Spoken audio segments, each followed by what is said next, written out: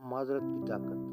اس episode میں ہم معذرت کے فوائد اور وہ ہمارے تعلقات اور خود کو کیسے بدل سکتے ہیں اس کا پتہ لگائیں گے۔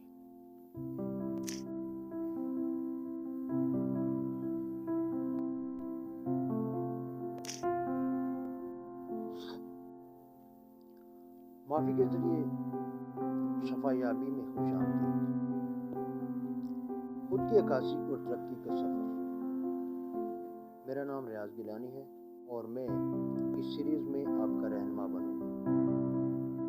اگلی چند ایک ساتھ میں ہم معافی اور معافی کی طاقت کو دریافت کریں گے اور وہ ہمارے رشتوں، ہمارے دماغوں اور ہمارے دلوں کو کیسے بدل سکتے ہیں۔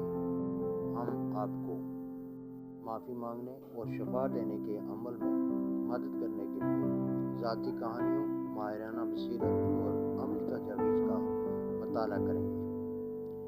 سفر اور معافی کی تبدیلی کی طاقت کو دریافت کریں۔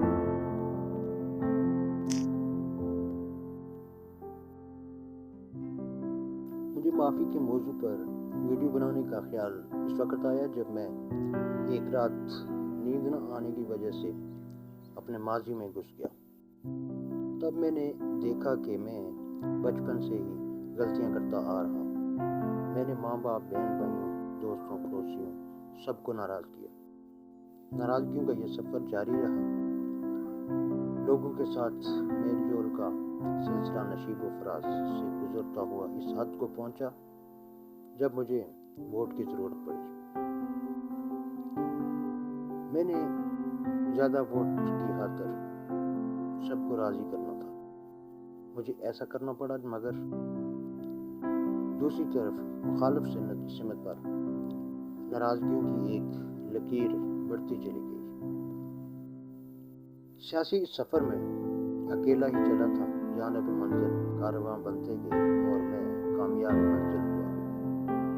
پھر ناراضگیوں اور معافیوں کا مقابلہ میں ناراضگیوں کا سلسلہ کامیاب اور میں ناکام ہو گیا۔ رات گئے تک میرا ماضی یہ کہانیاں مجھے سناتا رہا اور میں پلٹ کر اپنے حال کی طرف آیا اور موت کے منظر کو دیکھنے لگا کہ دنیا میں یہ حال ہے تو آخرت میں کیا ہوگا۔ حقوق العباد تو صرف یہی لوگ معاف کر سکتے ہیں۔ اللہ بھی ان کی اجازت کے بغیر معاف نہیں کرتا۔ اب کیا ہوگا؟ اس سوچ میں گم تھا کہ 50 سالہ زندگی میں بے شمار لوگ مجھ سے ناراض ہوئے ہوں گے۔ کس سے کیسے معافی طلب کروں؟ آخر خیال آیا کیوں نہ سوشل میڈیا کا سہارا اور اللہ کے سامنے بہانہ ہی سے ایک پوسٹ لکھ کر فیس بک پر شیئر کر دی۔ پھر بھی دل مطمئن نہیں ہوا۔ یوٹیوب پر اس ٹاپک کو سرچ کر رہا تھا۔ کچھ ویڈیوز سامنے آئی۔ ایک ویڈیو سامنے آ گئی جس میں سورہ رحمان کی تلاوت سے لاعلاج امراض کا علاج اور طریقہ بتایا گیا تھا۔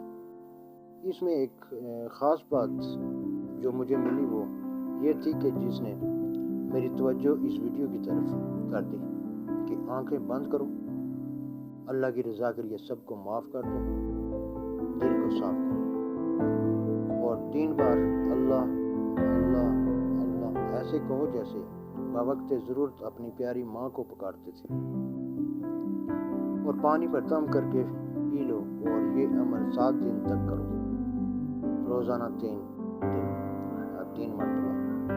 میں نے ایسا ہی کیا۔ پہلی بار جب ایسا کیا تو آنکھیں ہی بند ہونے سے کتراتی تھی، جیسے شرم آتی ہے اپنے کیے پر۔ دوسری تیسری بار جب میں نے ایسا کیا تو ایسا محسوس ہوا جیسے مجھے ہمیشہ اسی حالت میں رہنا چاہیے۔